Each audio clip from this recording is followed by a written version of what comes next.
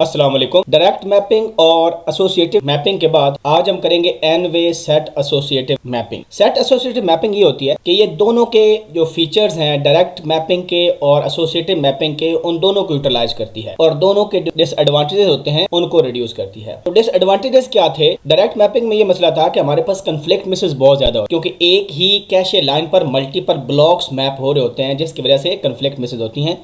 इस पर मैंने अलग से लेक्चर बनाया, आप वहां से देख सकते हो। और जिसका इफेक्ट क्या होता है कि हिट रेट काफी कम हो जाता है। एसोसिएटिव मैपिंग का क्या इशू है? एसोसिएटिव मैपिंग में होता है हमारे पास सिर्फ एक ही सेट होता है और उसमें मैनी कैशे लाइंस होती हैं, तो कोई भी ब्लॉक किसी भी कैशे लाइन पर मैप हो सकता है। उसमें प्रॉब्लम यह है कि जब सीपीयू को किसी ब्लॉक को, किसी मेमोरी लोकेशन को एक्सेस करना है, तो कैशे कंट्रोलर क्या होता है, टैग बिट से चेक करता है कि वो ब्लॉक कौन सी कैशे लाइन में पड़ा है। तो जब आपके पास कैशे लाइन ज्यादा हैं और वो ब्लॉक कहीं भी स्टोर हो सकता है, तो हमारे पास जो कंपैरिजन है कि चेक करने के लिए कि क्या ये वाला ब्लॉक तो नहीं है या ये वाला तो नहीं है, तो इसमें काफ़ी टाइम ज़ाया हो जाता है।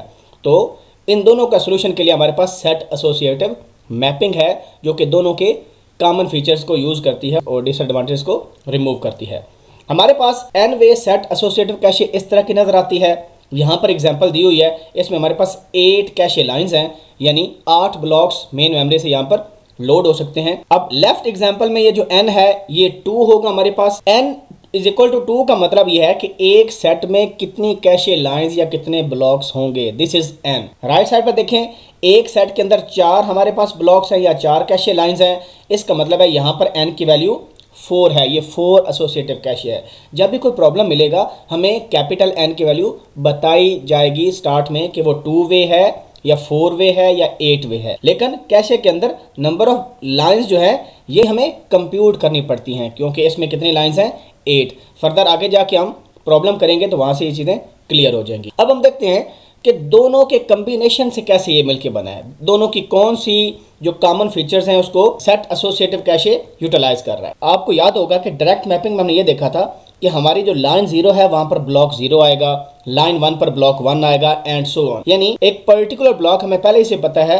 कि ब्लॉक 0 लाइन 0 पर आना है। लेकिन एसोसिएटिव में हमने देखा था कि वो जो ब्लॉक है वो लाइन 0 पर भी आ सकता है, लाइन 1 पर भी जा सकता है, लाइन 2 पर भी जा सकता है एंड सो ऑन। तो डायरेक्ट मैपिंग का ये इस तरह यूज करता है कि जो ब्लॉक 0 है वो सेट 0 में आएगा, ब्लॉक 1 सेट 1 में जाएगा, ब्लॉक 2 सेट 2 में जाएगा, ब्लॉक 3 सेट 3 में जाएगा, फिर दोबारा ब्लॉक 4 सेट 0 में जाएगा, क्योंकि मॉड्यूल ऑपरेटर यूज कर रहे हैं। यहाँ पर जो हमारा डिवाइजर होगा वो नंबर ऑफ सेट्स होंगे, जो कि यहाँ पर क्या है, 4 हैं। तो ये तो डायरेक्ट मैपिंग से हमने ले लिया। वहां पर हम कैशे लाइन से डिवाइड करते थे, यहाँ पर हम नंबर ऑफ सेट से डिवाइड करेंगे। और फिर फर्दर आगे वो ब्लॉक कहाँ कौन सी कैशे लाइन पर जाएगा, वो लाइन 0 पर भी जा सकता है, वो लाइन 1 पर भी जा सकता है। तो ये वाला जो फीचर है कि कहीं किसी लाइन पर जाके मैप हो सकता है विद इन द सेट, ये एसोसिएटिव मैपिंग का फीचर है। यहां पर देखें, यहां पर हमारे पास 2 सेट्स हैं, तो जो ब्लॉक 0 है वो आपका सेट 0 में जाएगा, ब्लॉक 1 सेट 1 में जाएगा। कहां पर सेट 0 में जाएगा, किसी भी लाइन पर जा सकता है। तो क्योंकि सेट 0 में जाएगा ये डायरेक्ट मैपिंग का फीचर है और किसी भी लाइन में जा सकता है, ये एसोसिएटिव कैशे का फीचर है। अब यहां पर हम एक्चुअली फार्मूला देख लेते हैं कि जिस फार्मूले से हमारी सेट एसोसिएटिव मैपिंग काम करेगी। इसमें हमारे पास जो B है वो नंबर ऑफ ब्लॉक्स हैं या नंबर ऑफ लाइंस हैं कैशे के अंदर, S total number of sets हैं, जो कैपिटल N है वो नंबर ऑफ ब्लॉक्स या लाइंस हैं इन ईच सेट, यानी number of blocks per set. I जो है वो हमारा सेट नंबर है। जिस तरह डायरेक्ट मैपिंग में हमने I को देखा था line number, cache line number, यहाँ पर सेट नंबर है, दिस इज डिफरेंस। और J वही है, मेमोरी ब्लॉक नंबर है, या 0 होगा, 1 होगा, 2 होगा, अप टू सो ऑन। तो यहाँ पर हमारे पास फार्मूला क्या होगा, हम यूज करेंगे I is equal to J modulo capital S। तो J ब्लॉक नंबर है, I सेट नंबर है और S total number of sets हैं। यानी ये हमें कैशे सेट नंबर बताएगा कि वो मेमोरी ब्लॉक कौन से सेट पर मैप होगा, 0 पर होगा, 1 पर होगा एंड सो ऑन। और हम मेमोरी ब्लॉक नंबर को डिवाइड करेंगे टोटल नंबर ऑफ सेट्स के साथ और उसका क्या लेंगे, रिमाइंडर लेंगे। मॉड्यूल हमें रिमाइंडर रिटर्न करता है। तो अब हम एग्जांपल करते हैं 2 वे और 4 वे एसोसिएटिव कैशे पर। यहाँ पर हमारे पास एग्जांपल गिवन है जिसमें ब्लॉक साइज हमें गिवन है कि 4 बाइट्स का है, यानी हर ब्लॉक में 4 बाइट्स आ सकते हैं और कैशे की कैपेसिटी 32 बाइट है। तो लेफ्ट साइड पर हमारे पास 2 वे सेट एसोसिएटिव है कि 2 ब्लॉक्स या 2 कैशे लाइंस पर सेट है और एड्रेस हमारे पास 8 बिट्स हैं। और सेकंड एग्जांपल में आप देखें तो हमारे पास सिर्फ कैपिटल N चेंज है, जिसमें 4 वे सेट एसोसिएटिव कैशे है, यानी 4 ब्लॉक्स पर सेट होंगे। Rest of information is same. अब हम देखते हैं कि हम अपने ये जो कैशे है इसको कैसे डिजाइन करेंगे। तो सबसे पहले हम देखते हैं कि नंबर ऑफ कैशे लाइंस या ब्लॉक्स कितने होंगे कैशे के अंदर। उसका फार्मूला क्या है, capital B is equal to capacity cache की डिवाइडेड बाय ब्लॉक साइज। क्योंकि कैपेसिटी 32 बाइट है, ब्लॉक साइज 4 बाइट है, तो हमारे पास टोटल जो कैशे लाइंस हैं वो 8 आ जाएंगी। तो आप देख रहे हो दोनों में क्योंकि सेम इंफॉर्मेशन है, इस वजह से कैशे लाइंस हमारे पास 8 आ गई।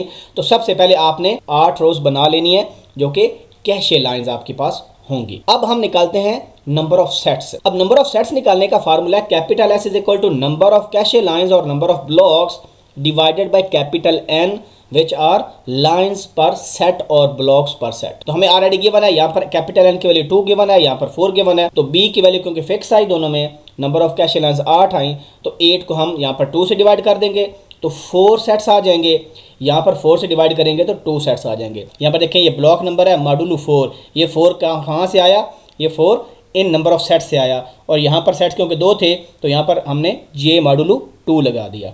तो इस फार्मूले से हम देख सकेंगे कि कौन सा मेमोरी का ब्लॉक किस कैशे सेट पर आकर मैप होगा। तो इस वजह से अब जब आपके पास 4 सेट्स आ गए, अब हमने इस 8 कैशे लाइंस को 4 सेट्स में डिवाइड कर लेना है। यानी 8 को जब 4 से डिवाइड करेंगे तो हमारे पास 2 आंसर आएगा, यानी हर सेट में 2 ब्लॉक्स या 2 कैशे लाइंस आ जाएंगी। और यहाँ पर देखें एग्जैक्टली उसने बताया भी हुआ है कि 2 वे कैशे है, मतलब 2 कैशे लाइंस पर सेट हैं। तो हर 2 लाइंस का एक सेट बन जाएगा, सेट 0, सेट 1, सेट 2, सेट 3। इसी तरह यहाँ पर क्योंकि हमारे पास 2 सेट्स बने तो इसका मतलब क्या हुआ कि जब आप 8 लाइंस को 2 सेट्स में डिवाइड करेंगे तो हर सेट में 4 लाइंस हमारे पास आ जाएंगे। सेट 0 में भी 4 लाइंस और सेट 1 में भी 4 लाइंस। तो इस तरह हम डिज़ाइन कर सकते हैं अपनी कैशे को। उसके बाद क्योंकि जब हमें एक एड्रेस गिवन होता है तो उसको हम बाइनरी में कन्वर्ट करके सेट नंबर पर भी जाते हैं।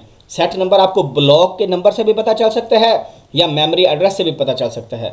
अब क्योंकि हमारे पास देखें कितने सेट्स हैं, यहाँ पर 4 सेट्स हैं, तो इन 4 सेट्स को रिप्रेजेंट करने के लिए कितनी बिट्स चाहिए, 2 बिट्स चाहिए। ये 0 0 हो जाएगा, ये 0 1 1 0 1 1। यहाँ पर आप देखें तो इसमें 2 सेट्स हैं तो इसमें 1 बिट चाहिए। ये सेट 0 के लिए 1 बिट 0 हो जाएगी और ये 1 होगा तो सेट 1। तो उस वजह से हमने यहाँ पर ऑफसेट बिट्स निकालनी। पहले ऑफसेट बिट्स क्या होती हैं कि हमारे ब्लॉक का जो साइज़ है उस पर डिपेंड करता है। क्योंकि 4 बाइट का था तो log 2 लिया तो 2 हमारे पास आंसर आ गए, ये 2 बिट्स चाहिए हमें। उसके बाद सेट बिट्स निकालने के लिए जिसको इंडेक्स बिट्स कहते हैं, हम कैपिटल S का log ले लेंगे तो 2 बिट्स आ जाएंगी हमारे पास। इस केस में जो 2 वे सेट एसोसिएटिव है और यहाँ पर आप देखें तो हमारे पास एक ही बिट बनेगी क्योंकि हमारे पास 2 सेट्स टोटल थे। और टैग बिट्स बड़ी इंपॉर्टेंट है। टैग बिट्स कैसे निकलती हैं, टोटल एड्रेस बिट्स में से ऑफसेट बिट्स और सेट बिट्स को माइनस कर देंगे। तो इस केस में माइनस करेंगे तो 4 टैग बिट्स आएंगी और इसमें से माइनस करेंगे तो 5 बिट्स हमारी टैग बिट्स की बन जाएंगी। अब ये सारी बेसिक्स मैंने आपको बता दी कि सेट एसोसिएटिव कैशे कैसे काम करती है और उसमें क्या फीचर्स हैं जो कि एसोसिएटिव में इश्यूज़ थे और डायरेक्ट मैपिंग में थे, उसको कैसे ओवरकम किया और कैसे दोनों के फीचर्स को यूटिलाइज़ कर रहे हैं। तो मिलते हैं नेक्स्ट लेक्चर के साथ। अपना ख्याल रखें। अल्लाह हाफ़िज़।